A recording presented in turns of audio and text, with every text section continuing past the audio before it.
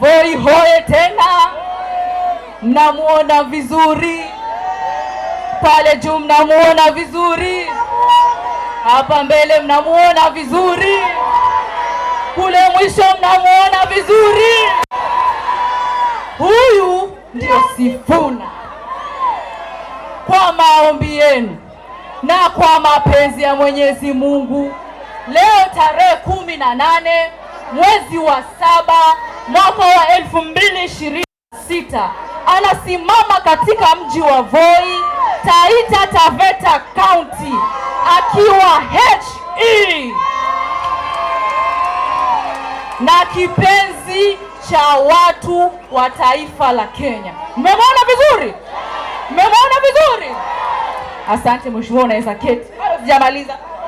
Haya. Nataka nimwambie Mheshimiwa Edwin Sifuna, sisi watu wa Voi na Taita Taveta County kwa ujumla tulisimama na baba Raila Amolo Odinga kwa miaka yote. Na leo hii baba hayuko, lakini ameacha kijana, na kijana ni Sifuna. Na sisi tutatembea na Sifuna.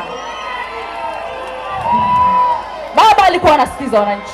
Baba alikuwa anasikiza wananchi. Huyu Sifuna hata kuwa baadhi ya wale ambao watachangia kumuua mwananchi wa taifa la Kenya. Even in the face of open provocations, Sifuna, you know what I'm talking about. Asanteni sana Taita Taveta.